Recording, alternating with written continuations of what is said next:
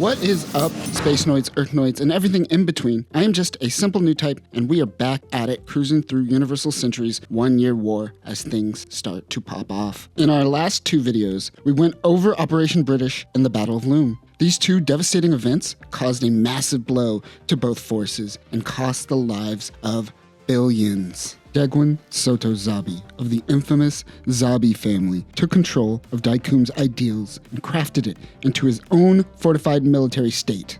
Daikum expressed the ideals of Contolism, the idea that all mankind should leave Earth and let it evolve naturally, an Earth void of humanity. Even though the Zabi family built itself on the ideas preached by Daikum, those ideas, if they ever existed at all, certainly no longer exist. If you drop something with 3 times the force of a nuclear weapon onto Earth, it is safe to say that Zeon can no longer run on a platform of Contolism anymore.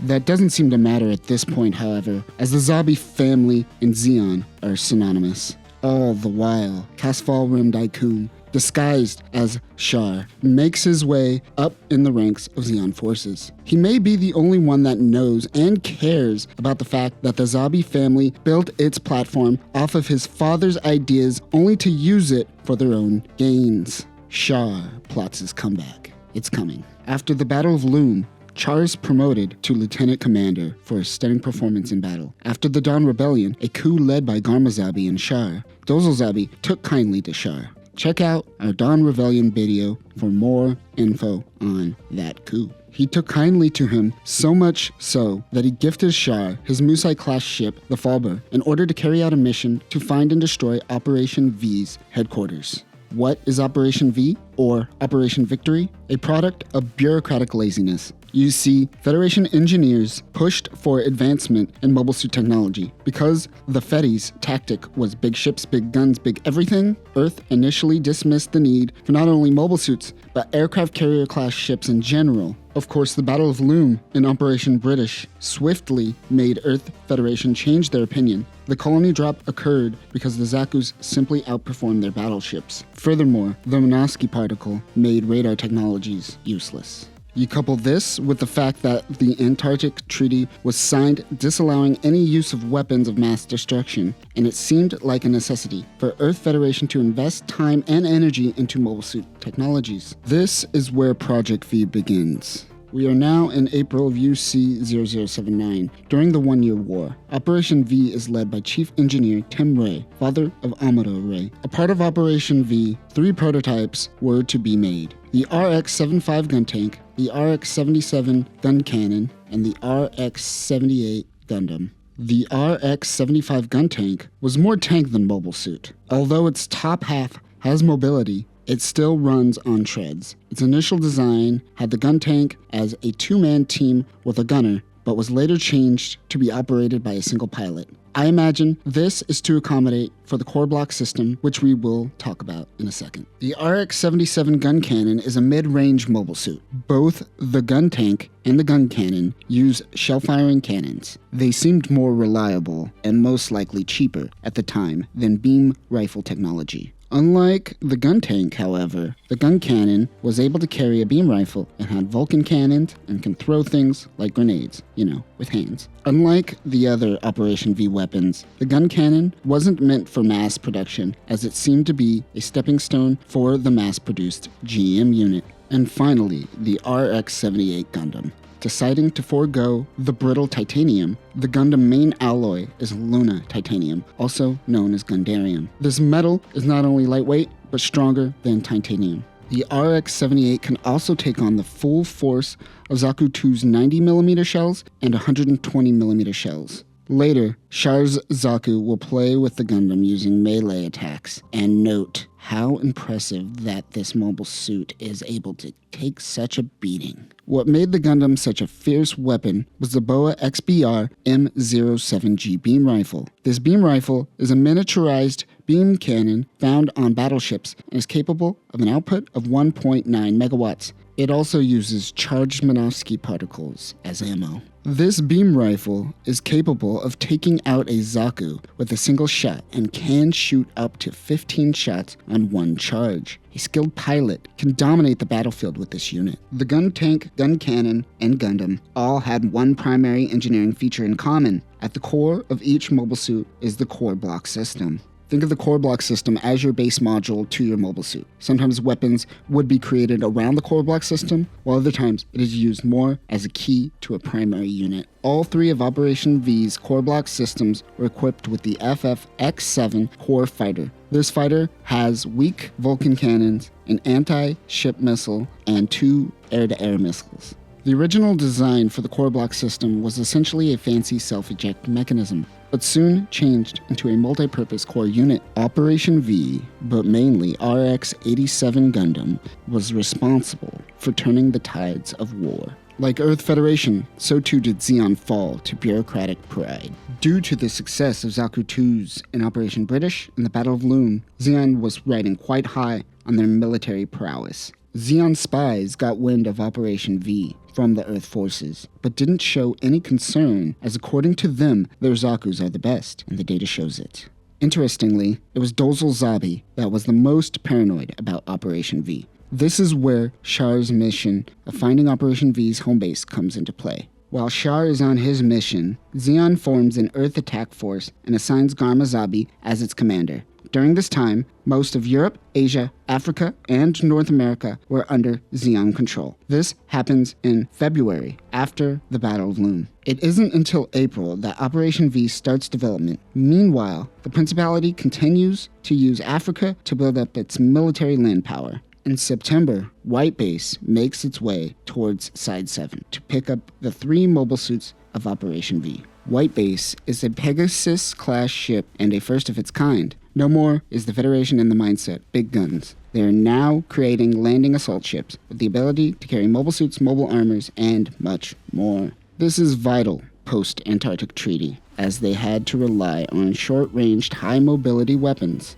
Tim Ray, Amuro Ray's father, is on board, hoping to finish Operation V and bring an end to the war. Also on board of White Base is a young Ensign Brighton Noah and Captain Paolo Cassius. Paolo Cassius is the captain of White Base. While White Base is docked, Char executes his plan to infiltrate. 3 Zeon pilots go into the colony and attempt to find Operation V weapons. While scouting the area, Zeon locates mobile suits being transported. They are commanded to hold steady, while one Zaku pilot named Jean decides to fire on the base, holding the units. During this time, the citizens of Side 7 make their way to evacuation areas. One of these people is our hero, Amuro Ray. He and Frau Bo and Haro escape via car. Amuro eventually runs into his father Tim, but is more concerned about getting the Gundam onto White Base than he is of his son. He tells Amuro to find White Base to evacuate. Due to an act of friendly fire, an explosion causes an instruction manual to Operation V to drop out close to Amuro. He picks it up and notices that it is for the Special Mobile Suit Gundam. He continues to the evacuation point. Missiles strike a crowded area. Frau's mother is killed in the disaster, and she is devastated. Amuro has had enough and decides to take action. He finds a caravan of military equipment on the road with one big flatbed truck. This must be where the special mobile suit is. Amuro removes the tarp and opens the cockpit. Using the manual he found earlier, he makes the mobile suit stand. For the first time during the 1-year war, the Federation now has a new mobile suit to help in their battles. But will Amuro continue to pilot the Gundam? Yes, of course. Amuro quickly reviews the manual and unleashes his Vulcan cannons on Zaku. It backs off. They are taken aback, as Zeon thought Operation V wasn't fully assembled yet. Both Zakus continue their attack. One gets close with the Gundam, but uses melee to throw the Zaku across Side 7. Amuro rips off his dangly bit as well. The other remaining Zaku begins dashing towards the Gundam, but Amuro gets the upper hand and takes down the Zaku with his beam saber. Suddenly, Side 7 is attacked by the Fall Mill, Char's Musai-class ship. As there was no real crew on board during the assault, White Base is ill-equipped for this attack. Captain Cassius himself manned a turret. While he was manning a turret, a missile lands near his turret, blasting him out of the gunner chair. However, when found by Ryu Jose, he was badly injured as he was hit with with shrapnel. Amuro saves Frau and the kids, and they all regroup at White Base while Amuro continues his assault. Considering that White Base is currently crewless and Captain Cassius is currently down, Bright is left with no other option than to use some of Side 7 refugees to assist. Here we will see Mirai Yashima, Sailor Mass, Kai Shiden, Hayato Kabayashi, and Ryu Jose volunteer to help out as the White Base crew in various roles. Let's take a moment to talk about Sailor Mass for a quick second. Last we left her, she was abandoned by Char, still going by the name Edward Mass. For more on Char's beginning, see our intro to Char and the Dawn Rebellion video. In Gundam Origin, Sailor was working at the capital of Loom, at a hospital. Here she is met with a suspicious man who tells her to look out for the Red Comet. She gets a call informing her that Diabolo Mass is essentially on his deathbed. She heads to Texas Colony. This was bad timing on her part, as the colony was under attack under the assumption that Texas Colony was pro-Zeon. The Diabolo estate gave shelter to the people of Texas Colony, but when rioters came to attack the estate, she whipped out the Winchester and defended her home. We are starting to see the fighter that is Sailor Mass. She then transfers to Side 7, where they are in need of medical support. During the Side 7 incident, she is taken onto White Base, where she tends to the injured and tries to find more hands to help her. Kai Shiden has the face of someone you could slap. He is quite apathetic and sarcastic and often criticizes the 1-year war. Hayato Kabayashi is a prideful and stubborn man whose family was all killed during the attack on Side 7. He will be quite the asset in battle, and we will even see him destroy a Papua-class ship in this video. Ryu Jose was a cadet test pilot when Side 7 was attacked. He is a stoic man with a heart of gold, and everyone often goes to him for advice. In Origin, he was the pilot of the Duckbill during the Battle of Loom. Mirai Yashima is the daughter of Sho Yashima and is a part of the influential Yashima family. She will later man the helm of White Base, as well as man the helm of Bright's Ryu, Mirai, Sailor, Frau, and Bright all assemble over the captain's injured body. As they assist Captain Cassius's wounds, he also assigns Mira to be the helmsman, as she has experience. White Base finally contacts the Gundam to find out that Amuro, a kid, is piloting the mobile suit. Meanwhile, Sailor slaps Kai and goes off with Frau to find some survivors. While searching, Sailor stumbles upon Char. She pulls a gun on Char and tells him to take off his mask. He does so, and then immediately kicks the gun out of her hand. During this time, both Sailor and Char wonder if they are each other's long-lost sibling. The Gundam makes its way to Sailor, and Char makes his escape into the port where White Base is located. Hayato, Kai, and some other refugees try to shoot down Char, but fail somehow? Look at these shots. Even as a new type, I don't know how Char dodged all of that. He throws a grenade and creates a hole in Side 7 to escape. And what was the purpose of that assault? It feels like he was trying to solo that and realized how bad of a decision it is before backing off. He flees out into space. The Falmel sends out his mobile suit. Meanwhile, White Base finally launches from port. Bright sends Jose to sortie with the core fighter. White Base picks up on a Zaku moving 3 times normal speed. 3 times normal speed. Captain Cassius knows that it is Char and warns everyone. Char and Amuro engage in battle with Slender and a Zaku supporting Char, and Jose and the core fighter supporting Amuro. Slender distracts the Gundam, but Amuro turns around and takes out a Zaku just in one shot, killing Slender. Amuro's energy rifle is depleted, and Char takes this time to retreat. White Base also escapes, and the crew regroups and gets some rest. Char requests 3 new mobile suits from Doze Zabi. They only gives him 2. A Papua-class ship will come to resupply the Falmel. During this time, White Base takes note that a ship is approaching Char's Musai-class ship, but they are unsure if it is heavily armored ship or something else. So the crew decides to take a vote. Either flee directly to Luna 2 or take the opportunity to lead an assault on Char's ship while they are vulnerable. The crew decides to attack. Amuro launches in the Gundam, and Jose launches in the core fighter. Kai and Hayato man some turrets on White Base. The Falmel engages with the Papua-class ship for resupplies. While sorting, Amuro comments to Ryu that they should stay low to not face the sun. we are starting to see his new type abilities slowly creep out. Amuro and Ryu go for the docking Zeon ships. The Gundam fires a missile towards them. The two ships undock, and the Zeon begin launching for battle. Char goes for the Gundam while the Fall Mail protects the Papua class ship. But Zeon is late to the assault, as both the core fighter and Gundam were able to get some hits off without Char noticing. While White Base goes for the Zeon ships, Char plays with Amuro.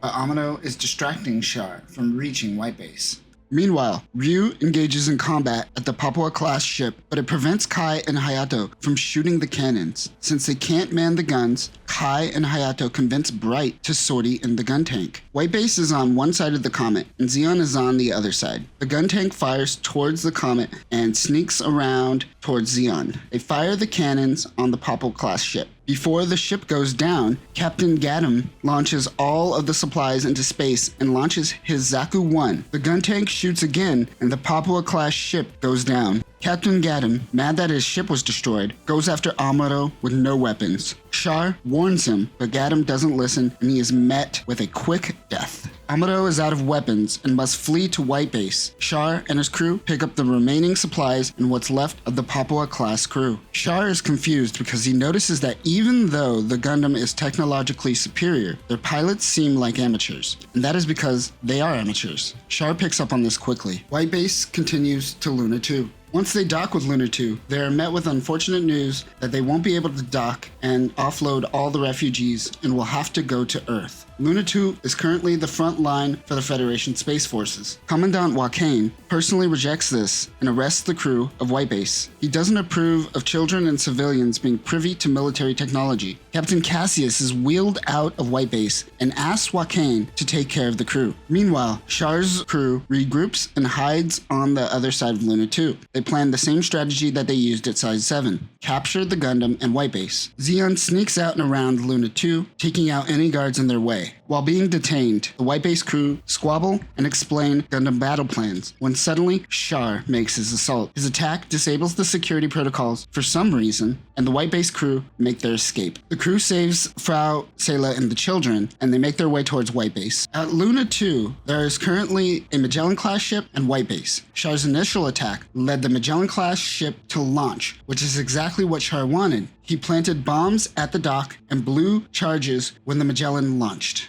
It crashes and blocks the Luna 2 docks. The crew attempts to break White Base out of its locks, but they are met with Commandant Wakane. While arguing with Bright, Captain Cassius Skypes Wakane. He tells the Commandant that they are the most qualified to operate White Base, and that Cassius will assume all responsibility if anything goes wrong. Wakane agrees and allows the Gundam to launch. While the Gundam is fighting, the White Base is blocked by the crashed Magellan-class ship and can't launch. Wakane allows White Base to destroy the Magellan. While Amuro fights Char and another Zaku, Bright tells the Gundam to get away from the port. The White Base fires its particle cannons. The attack takes out the Magellan-class ship as well as a rogue Zaku. Char throws his axe and bails to the Fall Mail. They make their escape. Luna 2 is safe. On White Base, Bright tells Captain Cassius that they succeeded, but when he looks over, he notices that the captain has passed away. Commandant Wakane allows the White Base crew to leave and head to Earth. Wakane comments on how in war, we bring people too young in while also losing those who have so much more to give. On White Base, the crew have a funeral for Captain Cassius. He is nobly launched out into space. Amuro wonders where his dad currently is.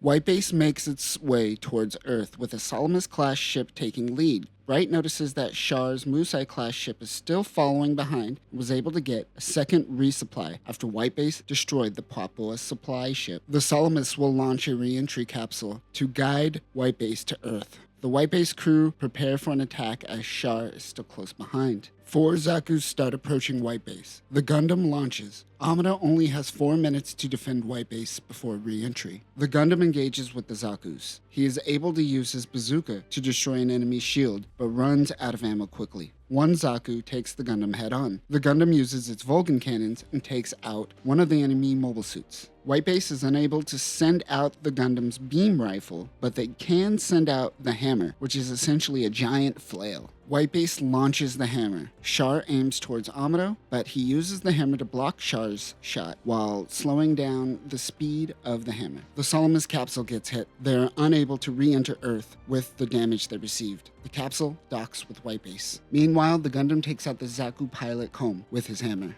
Time is up. They are about to enter Earth's atmosphere. Char abandons the mission and returns to a Musai re-entry capsule. Amuro must return to Whitebase, but he wants to finish off the last Zaku, piloted by Crown, who is spiraling towards Earth. But Crown and Amuro are in too deep. They begin re-entry to Earth. Crown cries for help from Char. Char says that there is nothing they could do, but his death won't be in vain. Amuro quickly refers to his trusty Operation V manual and realizes that the Gundam can handle re-entry. He releases the heat-proof film, which just looks like plastic wrap, and covers the Gundam. The Gundam instantly cools down. Char is astounded that the Gundam can survive re-entry. Whitebase also loses contact with Amuro. Char contacts Garma Zabi and lets him know that the Operation V weapons are heading towards Zeon airspace on Earth. The Gundam and Whitebase re-enters Earth safely, but they recognize that they are in enemy territory. A Zeon fleet approaches Whitebase. This is Garma Zabi's fleet, consisting of many DOPs, which are fighters designed for Earth's atmosphere, as well as Garma's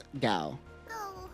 The Gao is an Earth atmosphere attack carrier. Char docks with the Gao. Char and Garma recap the events of Gundam Origin while Garma twirls his hair. Garma waits till night to make his attack. Hayato mans the turret to take down the DOPs that attack Whitebase. On the bridge of Whitebase, Lieutenant Reed, who was on the Salamis-class ship Capsule, and Bright have a power struggle. As Amuro is not trained to handle mid-air battles, Hayato suggests using the gun tank. Both Amuro and Hayato launch in the gun tank. The gun tank provides supporting fire as Whitebase attempts to land. Zeon Magella attack tanks begin an assault on the gun tank and Whitebase. The gun tank wasn't enough. It retreats back to Whitebase and Amuro pilots the Gundam. Garma studies the gun tank. He decides to send the 3 mobile suits he has on board the Gao out to attack. The core fighter, gun tank, and Gundam launch. The Gundam instantly descends when launched, as this is the first time Amuro is piloting the Gundam in Earth atmosphere. He lands safely and engages with the mobile suits. Amuro is overwhelmed by the assault. He remembers Hayato's comment about splitting up Zeon forces. Amuro drops his shield and beam rifle and decides to do a melee tactic. He takes out numerous Zakus and Magella tanks. Garma's fleet retreats.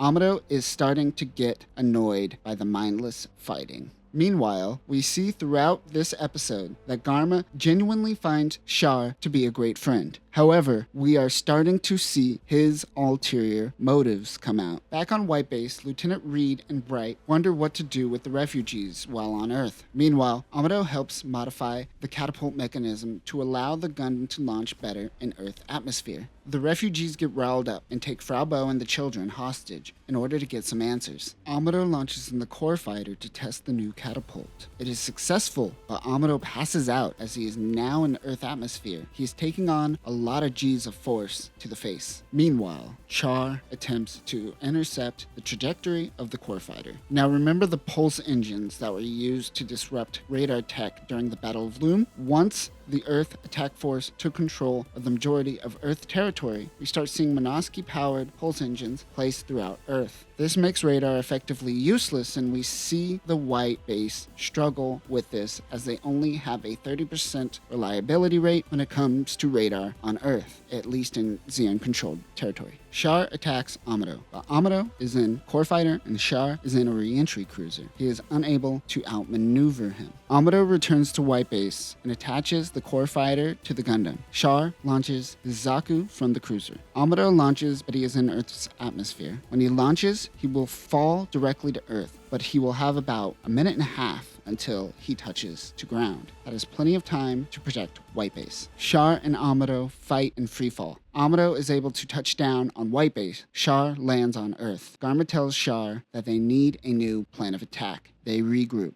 Oh, and also the old refugees give back Frau and the children. That was a little silly. Oh, and Kai gets slapped by Bright. White base flies low to create a higher density of Monosky particles, which in effect hide them better from radar. However, they are still being chased by Garma. While this occurs, the refugees get fed up and demand to land and be let off. Bright has the idea to ask Zeon for a ceasefire while they let the refugees leave White Base. Garma, nudged by Shah of course, agrees. On White Base, Kai sets charges to the Gunperry to make it look battle damaged. The Gunperry launches with the refugees. They land near a newly formed lake created by a crater during battle. A Zeon cruiser is escorting the Gunperry. One of the engines of the Gunperry go out. Smoke starts forming. The Gunperry crash lands, but this was all a setup. Amuro and the gang hold smoke flares near the newly formed hole to make the ship look like it's going down. Kai, Frau, and the others jetpack back to White Base, while Ryu and Amuro hide on board. The Zeon cruiser follows the jetpack crew back. Most of the refugees heads towards a small town close by, while a mother and a child split off. The Zeon cruiser takes note of this and goes to scout out the mother after seeing the White Base crew back on board. Meanwhile, Amuro stowed the Gundam on board the Gunperry, but the Zeon crew is heading back. They wait to launch. The Gundam launches and follows the Zeon cruiser heading towards the mother, concerned they will attack them. However, the Zeon cruiser launches supplies for the mother and child. What a nice gesture. But the cruiser notices the Gundam, so I guess they have to die? The ceasefire ends, and the chase continues. Kai launches in the gun cannon, and Hayato in the gun tank. I believe this is the first time White Base launches the gun cannon. Kai struggles against both the terrain and the Magella attack tanks attacking him. The Gundam attacks from behind, the reason for Amuro hiding in the Gunperry in the first place. The Gundam throws its shield towards a Zaku, taking it out instantly. It powers through a bunch of Zakus. One Zaku gets the high ground, but Kai straight up pushes it off the cliff. It's great. Zeon forces retreat. Garma is starting to get frustrated. Char notes that he will join the battle next time. Meanwhile, the pilots from the Zeon cruiser survive Amuro's attack, and they meet up with the mother and child. They inform her that they should regroup with the other refugees because the land that they are currently standing on is indeed St. Agnes, her home. It was completely bombed.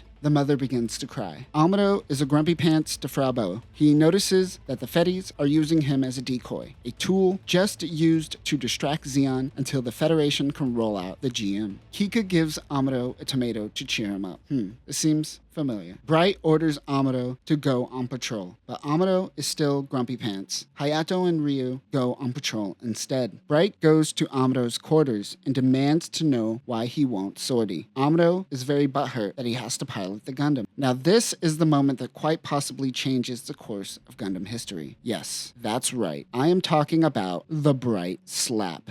Ah yes, both powerful and motivational. Bright slaps him again. He leaves for the bridge before passive-aggressively suggesting that he thought Amuro could surpass Char. Frau Boa suggests that she should pilot the Gundam, but Amuro can't allow this to happen. He decides to pilot the Gundam again. Sometimes all it takes is a slap. Meanwhile, the core fighter returns to White Base and are attached to the gun tank and gun cannon. Hayato and Kai switch places and they relaunch. Garma sorties in a dop. He asks Char to remain on the Gao and watch. Char purposely misinterprets this to not interfere. He is trying to get Garma killed, knowing the power of the Gundam. The Gundam launches. Gun tank and gun cannon cover him. The Gundam starts taking out dops like nothing. Even though it can't fly in Earth atmosphere, it could jump really high and float down slowly. Garma engages with the Gundam. It lures it towards the Gao,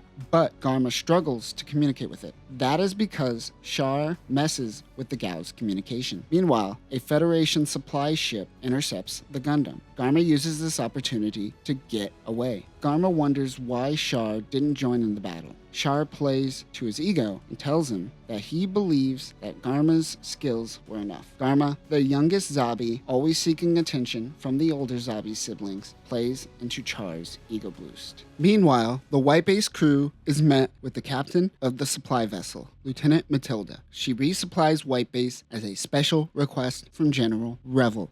Char and Garma attend a Zeon party. Here we meet Isolina, Garma's love. He tells Isolina he will leave Zeon for her. Suddenly, an officer barges in and tells him that they found Whiteface. Whiteface lands and hides from Garma's assault. The gun tank, gun cannon, and Gundam are on standby. The Gao starts a bombing run. Meanwhile, Isolina's dad slaps Isolina. It seems that their bombing run fails, and Char goes down to find Whiteface. He and 3 other Zakus engage in battle with the Gundam. While fighting, Char spots the location of Whiteface. However, Char tells Garma that Whiteface is in front of them, but in reality, Whiteface is behind them. Garma's Gao continues moving forward. Now that the Gao is in front of Whiteface, they come out of their hiding. They have the perfect shot and they take it. It doesn't look like the Gao will make it as it takes many direct hits from Whiteface. Char communicates with Garma and tells him of the trap. Char laughs as he is finally taking revenge for what the Zabi family has done to his father's name. Garma is enraged. He takes control of the Gao and steers it towards Whiteface for a kamikaze attack. However, his attack fails. Garma, commander of the Earth Attack Force, is now dead. If we look at our Zabi death board, we are currently up to 2 dead Zabis. Stay tuned as we will be seeing more Zabi deaths. Doze returns to Zoom City, the headquarters of the Federation of Zeon. Here, he meets with the rest of the Zabi family. Doze and Degwin suggest that they grieve quietly. However, Garma Zabi wants to use Garma's death as a public display to get Zeon's morale up. Meanwhile, Isolina, Garma's fiancée, goes to visit Garma's quarters. She uses her beauty to get some Zeon soldiers to take revenge on Whiteface. Whiteface is having some minor engine troubles. They may have to land even though they are so close to Federation airspace. 3 Gaos approach Whiteface. It is the Isolina crew. The Gundam and gun cannon launch. They jump onto the Gao and take one out with the quickness. Suddenly, Char comes to assist Isolina. Commander Char, it's me, Lieutenant Dorota, formerly under Captain Garma's command.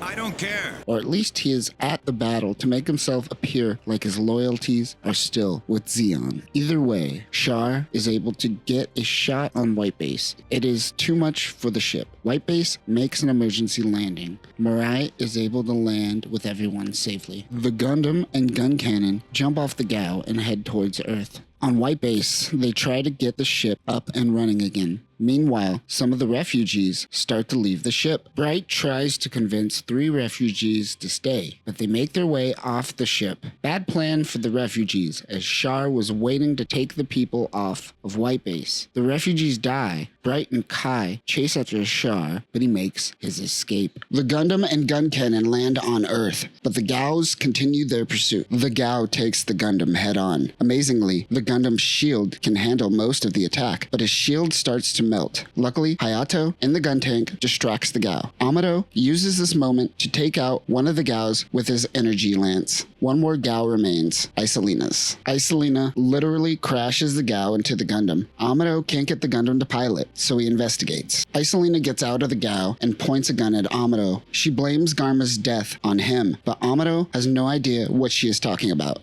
Isolina sustained a lot of injuries from the Gao crash landing. Right before shooting Amuro, she faints and falls off the Gao. If she wasn't dead from the crash, this fall certainly did kill her. Amuro is so confused by the situation, but gives Isolina a proper burial anyways. Meanwhile, back at Zoom City, there is a funeral for Garma Zabi. Degwin listens to old audio recordings of Garma before giving his eulogy. Back on Earth, we are met with Ramba Ral. Captain Ramba Ral is now a part of a special pursuit force ordered to follow Whiteface after the death of Garma. Ramba Ral takes command in a Zanzibar-class ship. The Zanzibar is the closest ship that Zeon has to the Federation's Pegasus-class ship. It is a heavy assault carrier capable of carrying many short-range mobile suits and fighters. However, Ramba Ral notes that they don't currently have too much to work with on board. Ral searches for Whiteface. Meanwhile, White Base is going through a thunderstorm. They have to land so they don't waste Minosky particles. Ryu and Amuro are commanded to sortie, but Amuro is spacing out. The war is starting to get to him. The Zanzibar locates White Base. Ramba Ral sorties in the goof, with 2 other Zakus supporting him. We talked about the MS-07B goof in our Weapons of MSG video, but to sum up, the goof is a short-ranged mobile suit designed for Earth combat. Its specialty is the Heat Rod, which is a high-voltage electric shock whip. Amuro and Ryu sortie, but Amuro is still unfocused and not in the game currently. Amuro and Ral fight on the battlefield. Amuro is taken aback as he never experienced fighting a Gauf. Ramba Ral says his most famous line in the Gundam franchise. Ryu and the gun tank comes in with an assault. The Goof and Zanzibar make their escape. Amuro notes that it seemed like Zeon was playing with him. Back at Zoom City, Garma Zabi's propaganda eulogy is broadcasted everywhere. His speech is used for fear to incite its people. Through rage, anger, and loss, a leader can boost the morale of their people quite easily. A small crew of Zeon Earth forces note that the enemy mobile suit is nearby. They make a plan to attack the Gundam, but they note that they only have 1 Zaku. Their plan is really silly. We'll get back to it in a moment. On White Base, Lieutenant Matilda resupplies White Base again and informs Bright of his promotion to ensign. Meanwhile, Amuro is crushing hard on Matilda while ignoring a jealous Fraubo. Lieutenant Matilda supplies the ship and leaves, but is suddenly attacked. The Gundam launches. Amuro spots a Zaku and chases it. Now here is this Zeon squad's bright idea. They lure the Gundam away and then attack it with hovercrafts known as the WAPA, which is Wheelless Aero Palletized Personal Actuator. They have machine guns and that's about it. They're relatively weak, but in big numbers, they are quite distracting. The WAPAs fly around the Gundam and plant bombs all over the Gundam's body. The Gundam is able to swat away the WAPAs like flies, but they leave after planting the bombs. Amuro notices that there are bombs all over the Gundam. He only has 30 minutes to defuse the bombs. He defuses them one at a time. With the help of Ryu and Kai, they drive 1 kilometer away from Gundam and White Base and unload the bombs. As they flee, the bombs go off.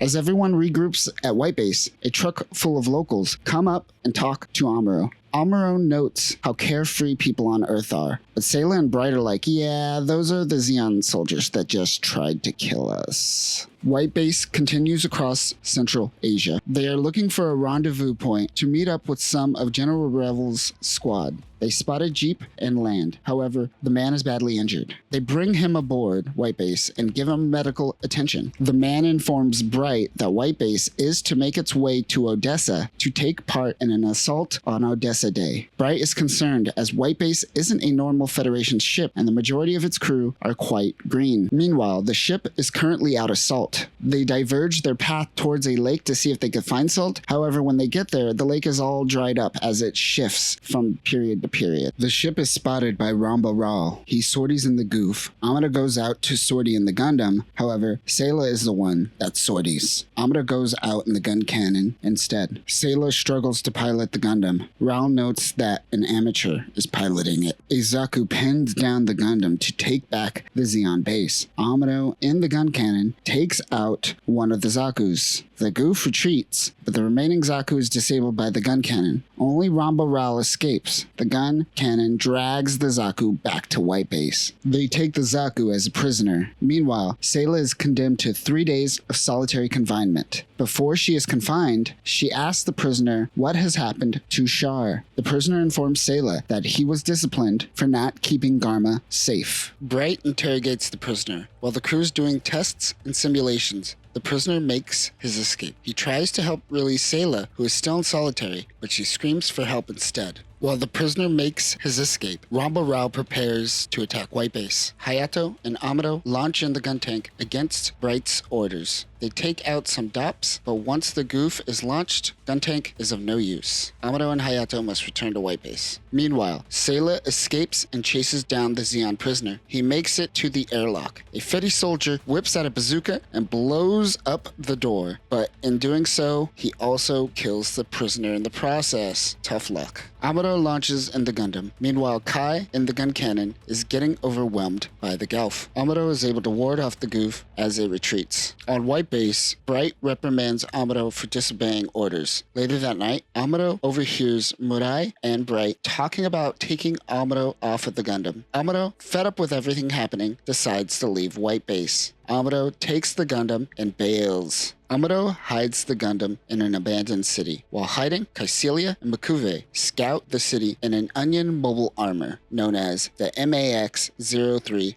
Adsum. Back at White Base, Fraubo goes to find Amuro. She finds Amuro at the abandoned town the next day, but he decides to leave after mentioning that Ryu thinks deserters should be punished. And maybe don't say that. Fraubo won't leave Amuro alone. While traveling, the Gundam intercepts a message from Kycilia and Makuve about an enemy mine. Frau heads back to White Base to inform them of the mine. Meanwhile, Kycilia and Makuve launch in the Adsum. The MAX-03 Adsum is a mobile armor with a Minovsky craft system. This allows a hovering drone to shoot out a metal net. It then douses its enemy with a sand-like material which conducts heat quickly. We see this play out as the Gundam is covered in sand and endures extreme heat. The Gundam can't move as all power is being diverted to keep Amuro alive. The Adsum escapes. Kycilia demands that the mine be blown up as a matter of national security. Don't mind the soldiers working there. The attack on the Gundam wears off. He investigates the destroyed mines. All the data is destroyed. However, Amuro finds a paper that says 102 mining facility. He realizes that he only destroyed one of the many mining bases. This wasn't as important as Amuro thought. His arrogance is getting the best of him. He helps a lone Zeon soldier get water and takes off as White Base is heading towards the mine. Meanwhile, the White Base crew notes that this attack will probably cause more damage than help. Amuro's arrogance and emotions are starting to affect the crew. Frau goes off to chase Amuro again. Amuro hides the Gundam and wanders through the Central Asian desert, most likely around India. He stumbles into a bar in the middle of nowhere. Suddenly, 14 Zeon soldiers barge into the bar, including Ramba Ral and Haman. We haven't talked too much about Haman. Crowley Haman is the wife of Ramba Ral. She was also responsible for helping Sayla and Shar get out of Zoom City when they were children. Haman notices Amuro and attempts to buy him a meal. Amuro refuses. Suddenly, Frau barges in as she is caught by Zeon forces. Amuro says her name out loud, giving away that he knows her. Rao walks up to Amuro and notices that he is freaking out and clenching his gun hard. Ramba Ral closes Amuro's jacket and ignores that he was about to get shot. He says if we should meet in the battle, things will be different. Frau and Amuro leave. Rao orders a Zeon soldier to follow them. Amuro bails again, and Frau goes to White Base to inform the crew of the situation. Meanwhile, the enemy scout informs Ramba Ral of the location of White Base. He mobilizes in his Gelf with his team of Zakus. Kai launches in the gun cannon, and Ryu and Hayato launch in the gun tank. Ral and the Zakus focus on the gun tank and destroy one of its treads. The gun tank is immobilized. Zeon ignores the gun tank and focuses on White Base. Hayato ejects the top half of the gun tank. This allows for Ryu to eject the core fighter. Meanwhile, Kai in the gun cannon is hiding from Zeon. One Zaku sneaks around to find the back of White Base, right as they put all power into their thrusters. That poor fool. The goof jumps on top of White Base and tries to destroy the thrusters. Mirai decides to flip the ship. The goof falls off White Base as it spins around. Gundam comes out of nowhere to help the White Base crew. The goof and Gundam engage in battle. Both Amuro and Ramba get part of their cockpits blown off quite conveniently to allow each other to see their faces. They recognized each other from the bar earlier. The Gundam takes out the goof. Ral ejects and literally swings away. Ral regroups with his squad. Back at White Base, Amuro is detained for deserting the crew. Amuro thinks that he is the only one that could pilot the Gundam, but the crew thinks otherwise. Bright ponders about what to do with Amuro. Meanwhile, Ramba Ral is informed that he will receive 3 new DOMs. However, Makuve doesn't like that Ramba Ral is all up in his mining business, so Makuve informs that Ramba Ral's DOMs were destroyed during resupply. This doesn't seem to deter Ral from his attack, however. Meanwhile, Kai, Hayato, and others leave White Base. Their morale is low and they want to find another Federation ship. Ryu goes and chases them. Ryu finds and punches everyone, but they spot Ramba Ral's gallop. Ryu heads back to White Base. He lets Kai and the others make up their own mind on whether or not they want to come back and fight. Ramba Ral attacks White Base. Sayla launches in the Gundam. Ral lets Amuro out of the brig to man a turret on White Base. He also assists Sayla with battle tactics. Ral uses tanks along with jetpacks to get onto White Base. The team prepare for hand-to-hand combat. Sayla returns to White Base. Amuro and Sayla switch places. Bright tells Amuro to attack parts of White Base if he must, but don't let Ral take over the ship. Suddenly,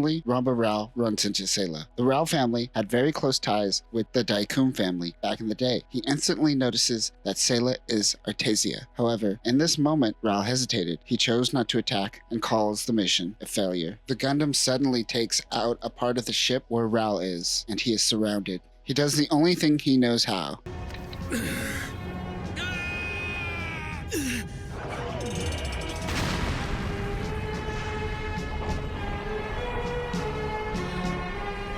Haman attacks the Gundam. The Gundam uses its beam saber to destroy the Gallop, but Haman ejects and escapes. White Base moves onward, but Haman plans her revenge. Ryu is recovering from a bullet wound that he took from Ral's attack. Amuro is also back in the brig. Ryu goes to talk to Bright and suggests that they have a talk with one another to get on the same page. Ryu is too weak. He heads back to the medbay. However, he decides to talk to Amuro instead. They have to drag Ryu back to bed. Haman makes her attack on White Base. Ryu demands that Amuro be let out of the brig to pilot the Gundam. Bright agrees and lets him out. The mechanics are injured and the Gundam isn't ready. Amuro decides to go out in the core fighter. Kai and the gun cannon tries to hold them off. Jobjon pilots the gun tank, but it is out of commission. I think this is the first time we see Jobjon in the show, although he does make an appearance in Cucuruz Doan Island, the movie. Ryu gets out of bed and tries to help get the gun tank up and running. Rather than using the gun tank, he launches the core fighter attached to the broken gun tank. The mechanic on White Base launches the Gundam parts. The core fighter attaches to the Gundam mid-air. Amuro has definitely mastered this technique. Haman's Magella and the Gallop head towards White Base. Amuro notices that there are bombs all over the Gallop. This is a suicide mission for Haman's team. The Gundam tries to hold back the Gallop as much as possible. The Gundam takes out a Zaku while holding the tank back. Haman's Magella attacks the Gundam from behind. The Gundam can't do anything, as it is still holding back the Gallop. Haman prepares for the final blow on the Gundam. Suddenly, out of nowhere, a core fighter flies and crashes into Haman. Ryu was in that core fighter. Both him and Haman are killed. The Gundam destroys the Gallop's engine and pushes it away from White Base and ignites it. White Base is saved, but Amuro wonders who was in the kamikaze core fighter. Sayla tells Amuro that Ryu was piloting the core fighter and is dead. The crew grieve for their lost friend and crewmate. Bright takes it hard as the commander. He blames himself the most. All Amuro and the crew could do is keep moving forward. A GM is fleeing while initiating suppressing fire. The pilot is in fear of his life. Out of the smoke and debris, a Zaku appears. The Zaku chases down the GM and destroys it. The Zaku also destroys a gunperry on the island. In the distance, children hear the Zaku defend the island. In Las Palmas, White Base is docked. EFF higher-ups want Bright and the White Base crew to investigate what happened to the GM. Bright is not really interested in the mission. Okay, writers, I get it. It is like a metaphor for how little interest you had in animating the original episode. More on that later. Jobjon, Kai, and Amuro, along with this guy, launch in the gunperry. Meanwhile, Mirai and Bright have some coffee. He reflects on how hard he has been on Amuro. Nice retconning of Bright having some sort of opinion on his actions during the war. It's a good thing, but remember, Bright is only 19 years old. He was flung into this position when his entire crew died. As much as I appreciate giving Bright agency, he was young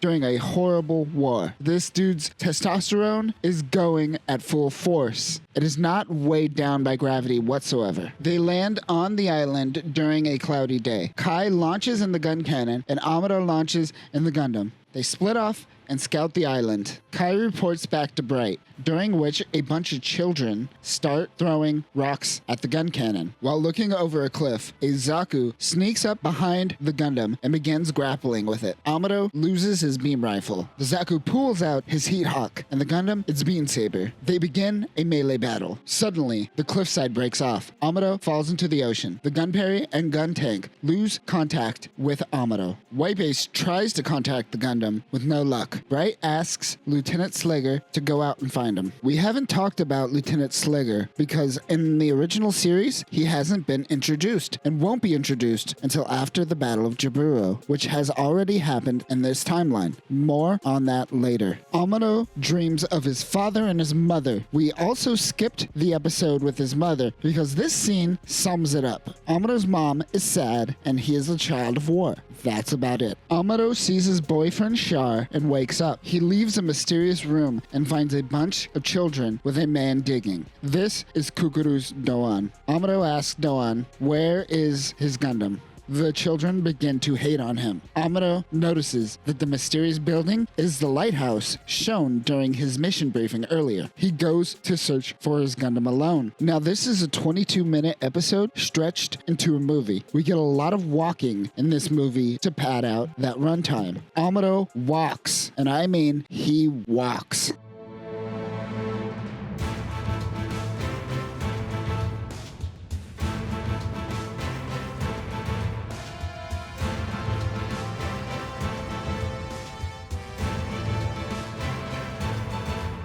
Meanwhile, Doan and the children enjoy dinner. One of the older children, Kara, goes out to find Amuro. She brings him some water and drives him back to the lighthouse. The kids talk about lighting the lighthouse for the first time. Amuro and Kara return. Kara gives Amuro some food. The children go to bed, but not before saying thanks to Doan. At Belfast, General Revel is planning his attack on Odessa Day. He wants White Base to be there. Bright is given orders to leave for Belfast immediately, even though they haven't found Amuro yet. Lieutenant Slegger and Kai start scheming. Makuve informs General Gappa of the EFF that they should stop attacking Gibraltar, or Zeon will start attacking major Earth cities. In Casablanca, we are introduced to the Southern Cross Corps, all piloting a MS-06GD Zaku High Mobility Type Surface Type. They take out the remaining GMs in the area. The newest member of the group talks about wanting to work with Cucuruz Doan. Egba, the new leader, holds a knife to his mobile suit's throat, which absolutely would do nothing, right? It isn't a human. You can't slit a mobile suit's throat. Anyways, we learn that Cucuruz Doan was once the leader of the group, and the remaining members seem to have a great disdain towards him.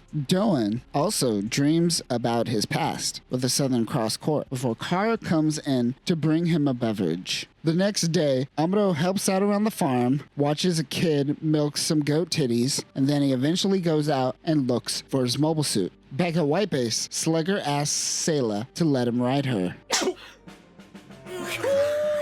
It begins to rain. Amuro heads back to the lighthouse. After the rain, the kids were able to collect rainwater, but the pipe seems to be broken. Doan, Amuro, and Marcos go to repair the broken pipe. The next day, Doan heads out by himself. Marcos follows Doan, and Amuro follows Marcos. Marcos wants to pilot the Gundam, but Amuro demands for it back. Marcos fights Amuro to prove his strength, but Doan asks both of them to leave. Inside of the secret cove hides a nuclear missile that Doan seems to be prepping. Now, remember, modern UC nukes also contain Minovsky particles. Because of this, Makuve notices Minovsky disruption around the island and suggests its saboteur. Makuve brings in the Southern Cross Corps to scout out the island. The Zeon team instantly realizes that the saboteur is none other than Cucuruz Doan. Marcos and Amuro head back to the lighthouse, but notices the ominous clouds and lighting are incoming.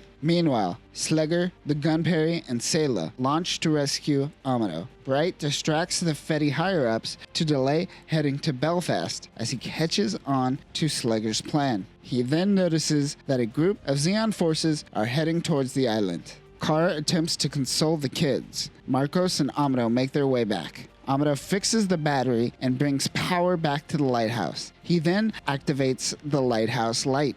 As Doan heads back, he notices that the lighthouse is up and running. He rushes back. Doan tells Amuro that he shouldn't have done that. The Gunperry makes its way back to the island. At the same time, the Southern Cross Corps arrives as well. Doan notes that he can't run away from his past.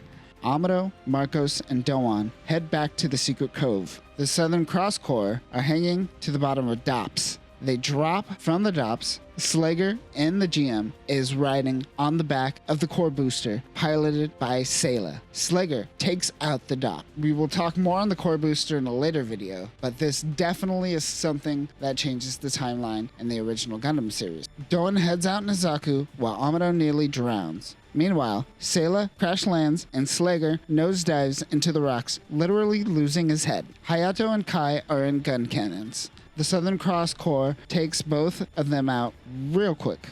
Luckily, they are able to eject. Doan makes his appearance on the battlefield. The guy seems really excited to kill Doan. He tries and fails horribly, but he is kind of happy to be killed by Doan. This guy and his whole team seem kind of like sadists. Amuro wakes up, but two of the Southern Cross Corps members enter the secret cove. Amuro and Marcos hide. One goes and looks for the nuke. The other notices Amuro moving. He investigates. Amuro sneaks into the Gundam. The Zaku pulls off a giant tarp, revealing the Gundam. The Gundam uses his beam saber to get off one of the cleanest kills in UC. That Zaku is probably still usable after that. Clean and efficient. The pilot on foot looking for the nuke investigates the noise. Big mistake as the Gundam just steps on the guy. Back outside, Doan takes out another Zaku. Blanca, the goat, gets loose. While Kai, Jabjan, and Hayato regroup after ejecting, they are met with the threat of the goat. All that is left for Doan is the new Captain Egba.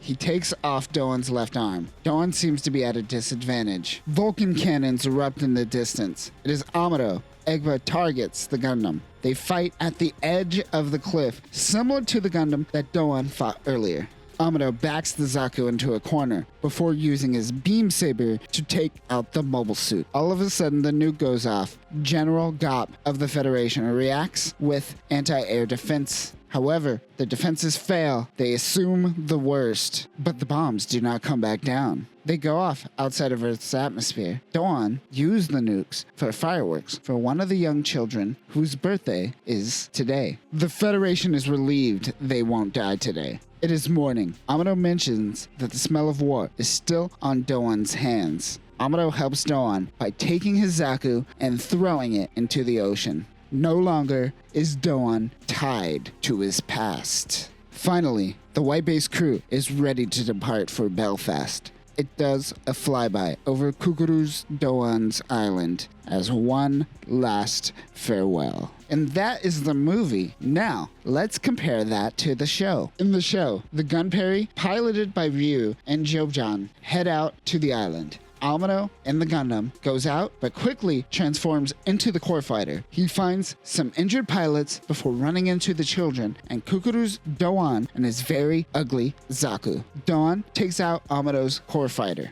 Similar to the movie, Amuro wakes up and helps the children and Kara. Suddenly, random Dops and Zakus show up on the island. The Southern Cross Corps does not exist in this version. Doan and Amuro work together to take out the Zakus. Doan takes out the final Zaku, which I appreciate more than the movie, which gives Amuro kind of the credit for the final kill. After the battle, Amuro suggests that war stays with him and he throws the Zaku off into the ocean. White Base makes its way to the island to pick up its crew. So where does this movie fit into the timeline? Well, this seems to be in its own thing, separate from the original MSG series as well as MSG The Origin. There are elements that might suggest that it takes place in the origin timeline, such as Ryu already being dead and the Battle of Jaburo already taking place. We know the Battle of Jaburo occurred because of the appearance of Lieutenant Slager Law as well as the distribution of GM units, which doesn't happen until White Base heads back into space. base. In the original episode, Ryu was still alive and was the one piloting the gunperry. He is nowhere to be seen in the movie. Also, we get to see the core booster in action, which hasn't made an appearance yet in the show. Also, the Southern Cross core is made up simply for the movie and doesn't seem to relate to anything that happens in MSG The Origin, MSD, Cucuruz Doan's Island, the manga. So who really knows where this stands when it comes to everything else in the UC timeline?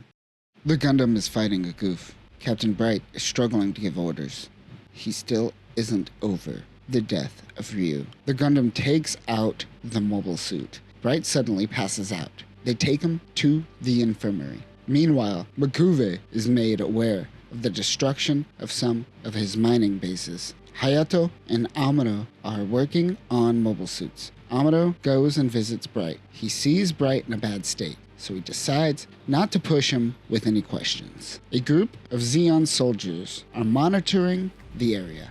They spot White Base. They use their jetpacks to hop aboard White Base as it passes over. They all split up and attach charges all over the ship. They quickly jump off and wait for an explosion. The explosions come, taking out the Minovsky particle emitters and ECM transmitters, which I assume stands for electronic countermeasures, but I am not entirely sure. The radar remains intact. 20 DOPs appear on White Base's radar. Hayato and Amuro launch in the core fighters, but Mirai suggests that Ryu goes out, forgetting that he is KIA. The team still has Ryu on their minds. Another formation of DOPs appear. 2 core fighters aren't enough to take on the DOPs. Mirai is currently acting as captain, but she is out of her league and still helming the ship. She brings back Hayato and launches the Gundam. However, they launch the Gundam too fast. But he's able to dock, however, so why bring it up? This is like the come take a look of this of Gundam cliches. I'm sure it is to show off Amuro's new type potential, but the writing just simply does not come off that way. The Gundam engages with the Zeon fleet. The Gundam takes out a goof in the silliest moment of Gundam thus far. M'Quve left White Base, its radar, to lure it into a trap. The Gundam returns to White Base to resupply. Mirai is having a nervous breakdown and struggling to assume command.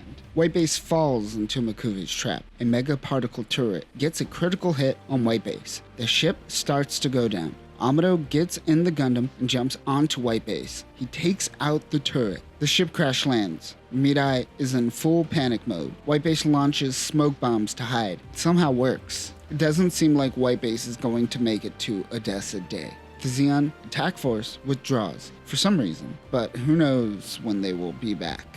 The crew is fixing White Base. Mirai goes to visit Bright in sickbay. He asks Mirai to officially take over as commander until Bright gets better. Sayla sends out a message to General Revel to inform them of their situation. Meanwhile, General Revel is advancing towards M'Quve. White Base is important to Odessa Day. So General Revel sends out Matilda to help repair the ship and give the crew upgrades to the Gundam and Operation V weapons. She goes out to find White Base. Revel informs White Base of Lieutenant Matilda's emergency response team, the Medea. M'Quve sends out 3 goofs with supportive fire. White Base picks up on Zeon forces coming for Matilda's crew. Mirai sends out the core fighters, but Sayla notices that it will leave White Base defenseless. Sayla and Mirai bicker very awkwardly, at least in the English dub.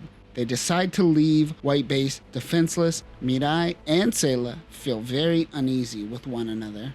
Amuro spots the goofs riding Dodais. Now the Dodai YS is a retrofitted interceptor bomber that is designed to carry mobile suits into battle. They're relatively light compared to how much thrust they can put out. The Dodai also still has its bombing capabilities. It has some air-to-air response weapons, but they are weak, which is why they usually travel with DOPs. Amuro tries to get between Zeon and the Matilda Medea fleet. Amuro takes out a goof, but he is still relatively useless in the core fighter. He sinks with the gunperry, but a goof starts attacking. Kai comes to the rescue in the gun cannon. This gives Amuro time to transform into the Gundam. Two goofs start attacking Medea's fleet. Matilda refuses to abandon ship because it contains the new secret Gundam upgrades. They crash land. The Gundam intercepts a goof. Matilda and crew quickly unloads the new G module as her squad is under assault. Amuro is able to take out a goof. Amuro is concerned about Lieutenant Matilda, but another goof is coming in for an attack, and the Gundam is under heavy damage. It looks quite bad for the Gundam. Suddenly, Hayato comes in riding the new module, the G-Fighter. The G-Fighter is a new Operation V weapon that is very modular and integrates with the core block system. It has an A and B part similar to the Gundam, and these two parts can be combined to create the G-Armor and the G-Sky. More on those units later. Amuro hops onto the G-Fighter. The G-Fighter flies off. The Operation V weapons now have their own version of the Dodai. The fighter goes in. Amuro uses his beam saber and destroys the Dodai. The goof lands on Earth, but suddenly, Amuro takes his beam saber in the chest of the goof and destroys it. Amuro is amazed by the power of the G-Fighter. General Revel congratulates Midai on handling command during a stressful situation. Sayla consoles Midai. It seems their bickering is no more. Matilda shows the White Base crew all of the upgrade modules while ignoring Kai. Kycilia is meeting with her team. She is informed that DOMs were sent to the Black Tri-Stars and another mobile suit project sent to Char on White Base. Amuro walks Matilda to Bright in the medbay. Kai asks if he could take a picture of Lieutenant Matilda, but all the men of White Base get in on the action. Everyone here is way too horned up for their superior officer. Matilda visits Bright. Meanwhile, General Revel is informed that the Black Tri-Stars are on their way to Earth. Revel is very aware of who the Black Tri-Stars are because they were the ones who captured General Revel during the Battle of Loon. Check out our Battle of Loon video for more info on General Revel and that battle. He bumps up the Odessa attack. Amuro tries to up his game around Matilda, while the Black Tri-Stars get a hold of the new DOMs.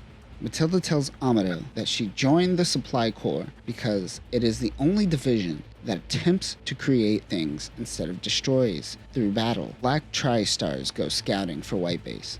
One of the DOMs trips a distress beacon to White Base. They prepare for an attack. Hayato is struggling with the new controls from the gun tank upgrades. Frau Bo takes over for Sayla as she goes to pilot the new G-Armor. Now the G-Armor is a product of connecting parts of the G-Fighter and both A and B parts of the Gundam or parts of the gun tank. Usually you would use White Base or the Gunperry to launch Gundam parts, but using the G-Armor allows for an even faster deployment of the Gundam. Meanwhile, the gun tank is engaging with the DOMs, who are way too fast. Midai is struggling to begin launching procedures. Amuro and Sayla launch in the G-Armor, with Amuro guiding Sayla as she is still a green pilot. Amuro controls cannons and fires on the DOMs. The DOMs assume it is a bomber. The gun cannon and gun tank are being pushed back towards White Base. The G-Armor transforms and launches the Gundam, with the G-Fighter module attached to the G-Armor to allow Sayla to continue assaulting the DOMs as well. The Black Tri-Stars engage with the Gundam, while Zeon forces attack. Matilda heads back to the Medea.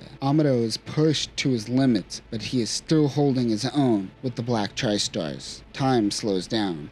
Are we starting to see Amuro's new type abilities? Even with new type powers, the three DOMs are too much for Amuro. Matilda comes in with the Medea to help the Gundam. Amuro takes out the Gundam's beam saber and hits one of the DOMs. Meanwhile, another DOM jumps onto the Medea. Matilda tries to crash the Medea into the ground, but the DOM destroys the cockpit, taking out Matilda. Mash is dead.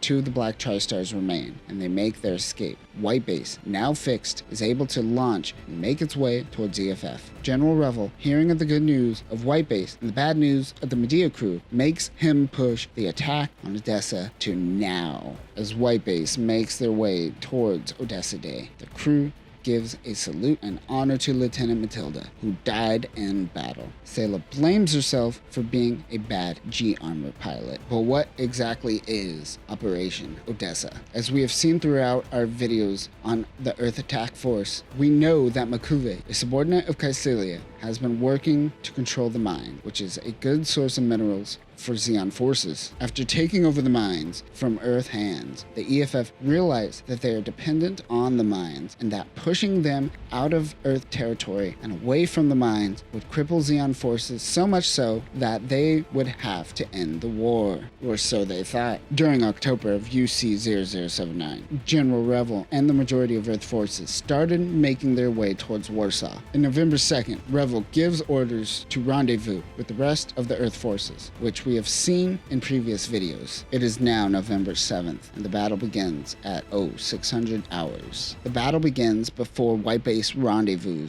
with the rest of Earth forces. Bright is back in command. The G-Armor launches. Meanwhile, Guy and Ortega give a bazooka salute to MASH before making their way towards the front line. Amuro and Sayla in G-Armor spot an EFF Dragonfly coming out of his Zeon ship. They wonder if there was a spy within the Medea crew. Amuro finds out that Judok is relaying information to Zeon. He goes to the general of the ship to find out that he is the one that is actually betraying EFF. Amuro is able to get him to spill the beans on camera and almost gets shot in the process. He heads out towards White Base, which just engaged in battle. One of the Doms destroys the gun tank's treads. Kai and the gun cannon is all alone in battle. Sayla and Amuro transform. One of the Doms gets a hit on the G-Armor. Sayla returns to White Base. They take the G-Armor and attach it to Hayato's core fighter to create the G-Sky, or G-Sky Easy. This gives the core fighter an extra boost.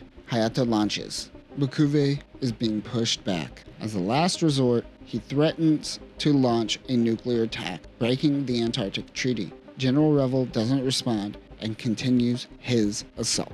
In Cucuruz Doan's island, we see a similar version of this play out, except Odessa seemed to be a longer game in that scenario instead of a one-day assault. The G-Sky and Gundam engage in what I guess is the Black Duo stars now. The Gundam rides the G-Sky and attacks and kills one of the Doms. Gaia is the only remaining Black Tri-Star, Black Solo Star. Bright sims Amuro Data and orders him to try to take out the nuclear missile. Bright tells Amuro to ignore the Dom, but Gaia is still attacking. He destroys the Gundam's shield. Makuve launches the nuclear missile. Gaia knocks the Gundam off the G-Sky, but Amuro quickly destroys the Dom, killing Gaia. He hops back onto the G-Sky, jumps towards the sky, and takes out the nuclear weapon. Makuve escapes the battle, while White Base and EFF take out the mines. Earth is victorious this day. As Makuve makes his escape, he notes that they sent enough minerals to Kycilia so Zeon forces can potentially fight for another 10 years. As Zeon forces make their escape from Earth, the White Base crew finally meets General Revel. Amuro uses the gun parry to transform the core fighter into the Gundam. He is training to get the transformation under 17 seconds. White Base is on its way to Northern Ireland to get repairs for damages they received at the Battle of Odessa. As White Base docks in Ireland, one girl is collecting data and transferring that data via balloon, which then sends a signal to a sub.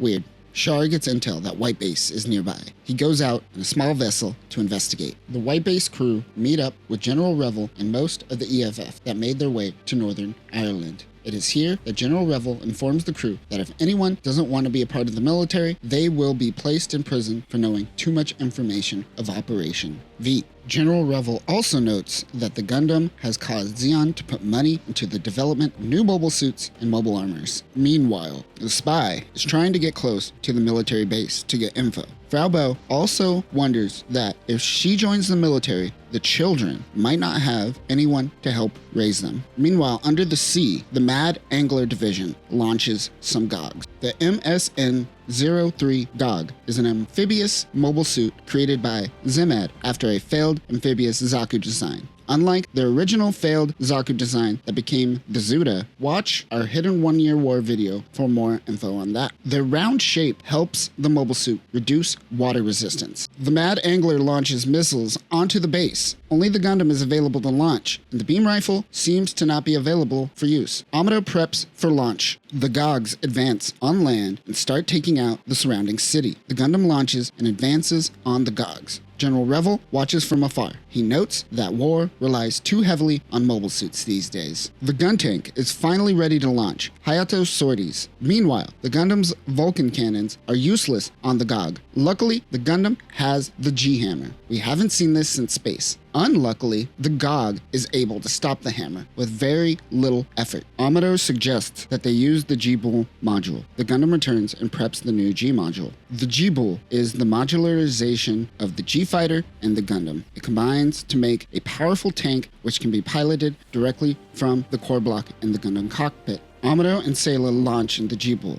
They use their Mega Particle Cannon to take out one of the GOGs. White Base launches the G-Armor with the Gundam's modules. It attaches to the G-Bull, then the Gundam modules separates from the G-Armor module. The Beam Saber is also now good to go. The Gundam jumps into the ocean and attacks the GOG. The GOG is fast. It has the upper hand and tries to crush the Gundam's head, but the Gundam is able to blind the GOG and then get the killing blow. The Gundam comes out of the water. Meanwhile, Char makes his return to the Mad Angler, missing the entire battle. Char's pride is damaged by Amuro and must seek his revenge. On White Base, Amuro is giving the crew a lesson on how to use all the new modules. He also explains the easy forms of each variation. I believe we already discussed the G-Sky Easy in the last video. Meanwhile, Kai is getting tired being on this ship. He decides to leave. Amuro gives Kai his toolbox to exchange for money. As Kai takes off, he runs into the spy from earlier. He invites him over to her house. While getting comfortable at her home, Kai discovers a gun in her basket. Kai gives her false information about White Base's situation. Meanwhile, the Mad Angler launches the Zagak.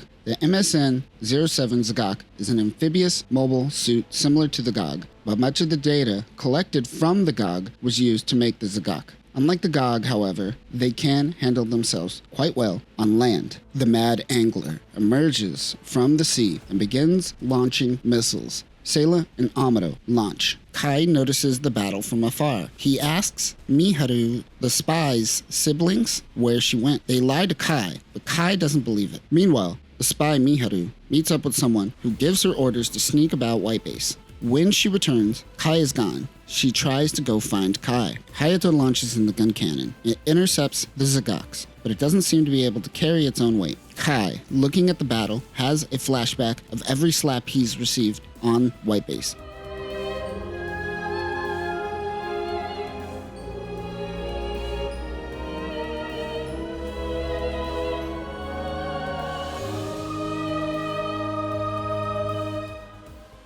He decides to return to White Base. Kai returns and gets in the gun tank. Hayato is being toyed with by the Zagak. The Zagak attempts to split the gun cannon apart, but Kai comes in for the rescue and saves Hayato. The Gundam pushes the Zagak back into the water. The spy, dressed as an EFF soldier, sneaks onto White Base. The Gundam is fighting the Zagak. It lures it out of the water where Kai is waiting to get a shot off. It does, and the Gundam uses its beam saber to get the final kill. Back on White Base, Kai gives Amuro his toolbox. Well, Amuro, I was told your toolbox isn't worth a dime.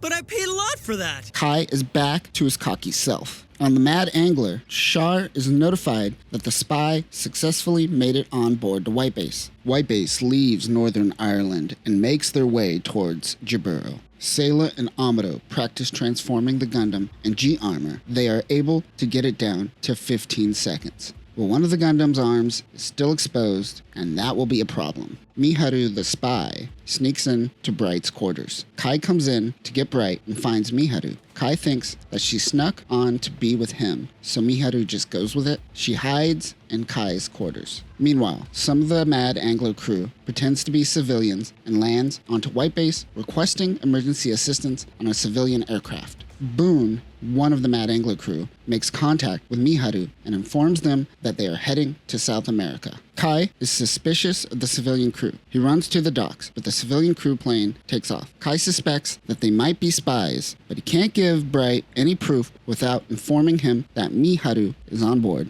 Back at the Mad Angler, Boone requests if he could use the new mobile armor, the Greblo. The MAM-07 Greblo is a mobile armor designed in the vein of a submarine that has mobile suit capabilities. However, the Greblo does not have any particle beam capabilities. The Greblo and 2 Zagaks head out. Whitebase prepares for an attack. Sayla and Amuro launch. Whitebase gets hit. Sayla and Amuro transform. Meanwhile, Hayato launches in the core fighter. Whitebase is still getting hit. The gun cannon is unable to launch. Bright gets Kai to launch in the gun parry. As Kai prepares to launch, Miharu joins Kai even though she has no training. Hayato distracts one of the Zagaks, which Sayla destroys. She is excited that she took out the new unit. The Gundam goes underwater and runs into the Greblo. The Gundam goes to fire the beam rifle, but underwater, the beam rifle is 50% less effective. Kai decides to take Miharu with him on the gun parry. Hayato is out of ammo, so the gun parry goes in to attack the Zagak. They go in to fire, but one of the missiles is jammed. The only way to unjam the missile is to detach it via the lever next to the missile. Miharu goes to pull the lever. However,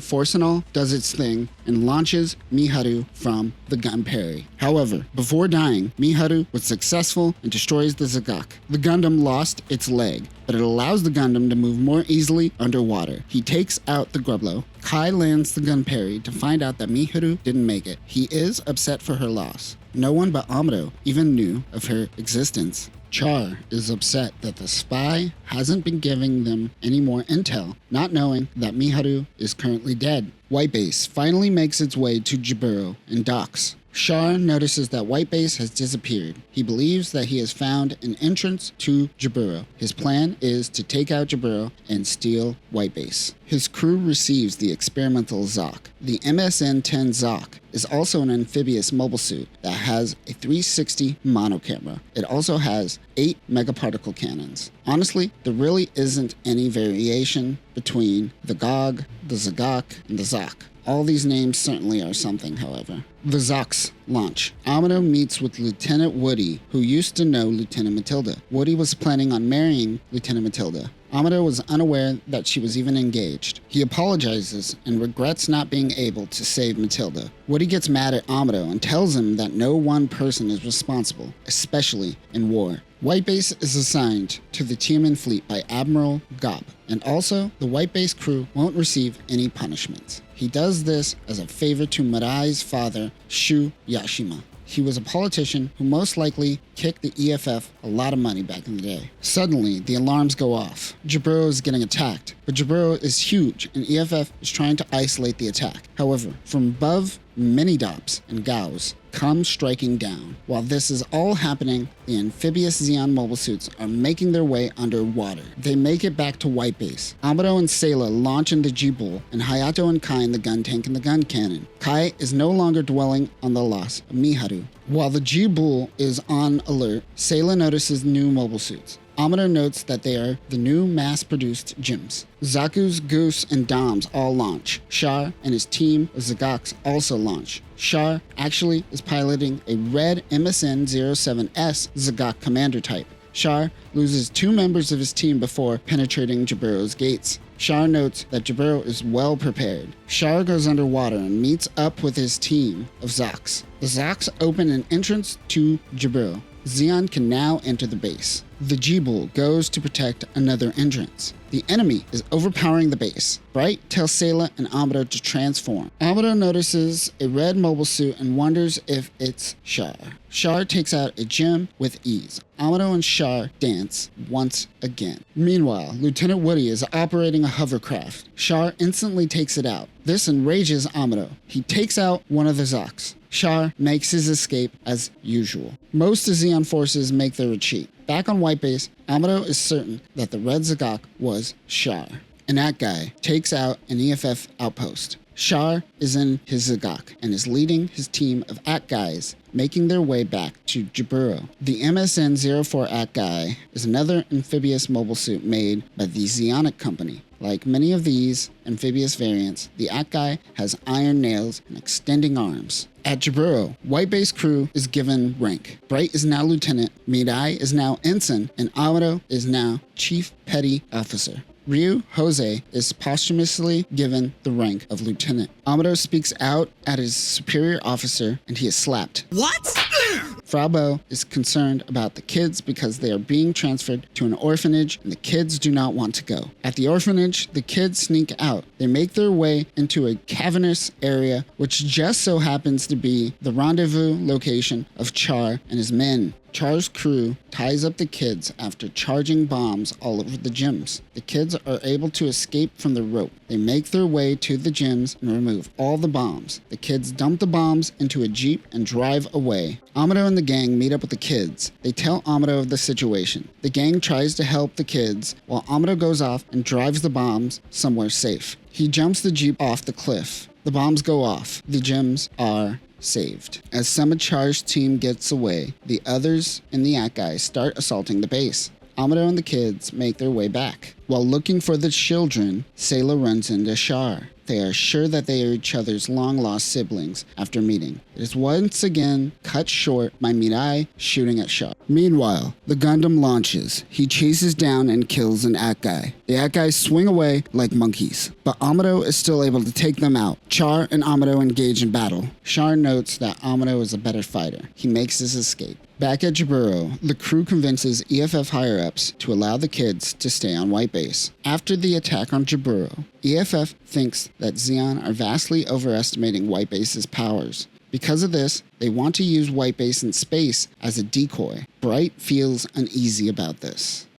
White Base is assigned to leave Jaburo 2 hours before the rest of the team and fleet. We find out that Mirai is actually engaged to someone, a man named Cameron. Back at White Base, Slugger Law is assigned to the ship. The crew prepares to take off for space. Meanwhile, Char hops onto the Zanzibar, heading in the direction of White Base. On board the Zanzibar is the MA-05 Bigro mobile armor. The Bigro has a mega particle cannon, quadruple missile launcher, and claw arms. Also on board are 2 Rick Doms. The difference between the Rick Dom and the Dom is that the Dom is designed for ground combat and the Rick Dom is designed for space combat. White Base changes its trajectory towards the moon, but Char is smart enough to recognize that White Base is most likely leading a diversion for the bigger fleet, which is exactly what is happening. He decides to launch the Bigro and Doms. They are going to preemptively attack White Base. Amuro launches in the G-Sky and Sayla in the G-Bull easy. They engage with Zeon. The Bigro swiftly flies by and grabs the G-Bull with its claw arms. She is afraid to attack because she might be killing her brother in the process. The Bigro throws the G-Bull. Bright asks Lieutenant Slegger to man the main cannon, but he wants Bright to turn around. They both butt heads a little bit. Kai is finally able to launch in the gun cannon. Now that Kai can cover everyone, Amuro uses this opportunity to dock with the G-Bull. Amuro transforms into the Gundam, and Sayla assumes control of the G-Sky. The Zanzibar gets in close. Char plans to collide with White Base. Slegger is able to get a hit on the Zanzibar with the cannon. Sayla takes out one of the Doms. Meanwhile, the Bigro hooks the Gundam and accelerates at fast speed. Amuro passes out for a second from all those Gs, but suddenly wakes up. The Gundam fires its beam rifle into the Bigro. The pilot doesn't understand how the Gundam pilot didn't pass out, but unfortunately, he thinks this right before exploding to death. One of the Doms retreats. The team returns to White Base. Slegger starts hitting on Sayla and Midai. The boys take a quick rest, but the enemy will return soon. A lone mobile armor is making its way towards White Base. Hayato and the gun tank and Amuro and the G-Sky go out and intercept the mobile armor. Meanwhile, back at the Zanzibar, Char is mad that one of the crewmates went out in the experimental Zacrello, but the crew wanted revenge for Tokuan, the Bigro pilot. The MA-04X Zacrello is a very ugly, early experimental mobile armor. Amuro quickly takes out the Zacrello to a point where Amuro doesn't understand how incompetent it could be. Char, now captain, contacts the Camel fleet to try to cut off White Base's path while the Zanzibar holds the rear. White Base has no option but to take them on. Kai and Hayato launch in the gun tank and gun cannon. Slegger launches in the G-Fighter and Sayla in the G-Bull. The Moose Eyes from Camel fleet launches Rickdoms. While all this is happening, the TMN fleet finally launch from Jaburo and make their way towards Luna 2. Kai takes out a Rickdom. The Doms separate the White Base fleet. White Base is trying to break through and get a concentrated hit on the Musais in the front. The Gundam is finally ready to launch. Also, just as Zeon refers to White Base as the Trojan Horse, Earth forces refer to the Dom and Rickdom as the skirted mobile suit, as they don't have data on the unit. They take out one of the Musais. Dren, captain of the Musai, can't get eyes on the mobile suit. The Musai, the Swalmail, goes down. There's one Musai left. Suddenly, the Gundam comes in and destroys the Musai. All Musais are now destroyed. The Zanzibar couldn't make it to help before the fleet goes down. White Base decides to head to Side 6. Solomon is the headquarters of the front line for the Principality of Zeon. It exists within the remains of Side 1. Doze Zabi is mad at both Char and Caecilia's incompetence, so he decides to take matter into his own hands. He commands the Space Attack Force to intercept the TMN fleet. Sayla and Amuro are running tests in the G-Armor. While testing, they spot a Browboro. The MAN-03 Browboro is the first mobile armor in the UC timeline to be equipped with a Psychomu, or Psychic Communicator. To explain this, let's go back to June of UC0079. The Newtype phenomenon seems to be a real thing, and the Principality of Zeon takes this very seriously. They create the Flanagan Institute to study Newtypes, during which they realize that Newtypes give off a thought or psychic wave that is similar to brainwaves. These waves can be translated into machine code, and with that, a psychic interface can be made where the user simply uses psychic waves to pilot mobile armors and suits. This is essentially the Psychomu, a way for Newtypes to interface with technology at the speed of thought. Not only does Browboro have the Psychomu, but it is also modular. The Browboro attacks the Gundam. The Gundam destroys part of the Browboro, but a module makes its escape. We will return to the Psychomu in later videos. Amuro and Sayla go back to White Base and dock with Side 6. Once in Side 6, like Side 7, White Base cannot use any of its weapons or engage in battle. Remember that Side 6 is a neutral colony.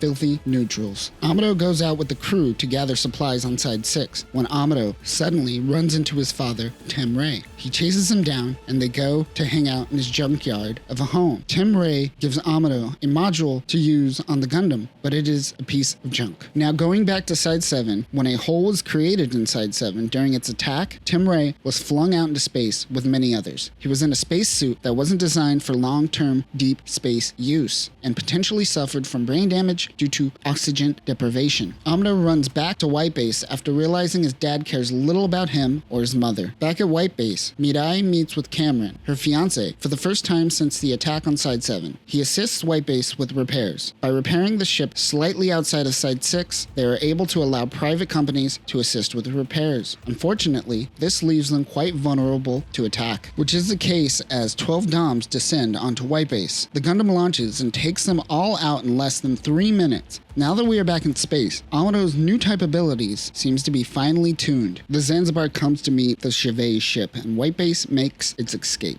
Back at the ship, Mirai tells her fiancé he a punk-ass bitch and he needs to grow some haros. Amuro goes to visit his slow dad. On his way back, he runs into Lalah for the first time. He is taken aback by her beauty and wisdom. Heading back to White Base, his car gets stuck in the mud. He is rescued by Char and Lalah. Amuro somehow knew it was Char, even though he never met him before. Also, it rains in colonies, which seems like a huge inconvenience. Back at White Base, Lieutenant Slegger slaps Mirai for not accepting Cameron's assistance to escort White Base. If White Base is being escorted by a neutral ship, Zeon most likely won't attack them. This is a weird scene where everyone justifies Slegger's slap, which is kind of funny, but ultimately, Bright accepts Cameron's offer to be an escort. So many problems solved with slapping. Cameron escorts White Base, and Mirai flips off Cameron. Seriously, go watch this scene. I don't know if there's a formal answer to this by sunrise. The Gundam launches. Rickdoms commence attack. Amuro is able to predict many of the Rickdom's moves. His perceptions is getting really sharp. White Base takes out a Musai. A TV vessel is broadcasting the battle. Lalah and Char watch. Lalah can feel that the Gundam will win the battle. Amuro goes and takes out a Chevet-class ship. Lalah was correct. Her new type powers are quite perceptive. Amuro and White Base leave Side 6 territory. Bright meets Commander Joaquin. Last time we saw him, he was the commandant of Luna 2. They plan for a major attack on Solomon. on. Doze Zabi is mad that Garen gave him one experimental unit instead of a plethora of Rickdoms. Back at Side 6, Char threatens Cameron and all of Side 6 of their existence while Lalah looks majestic.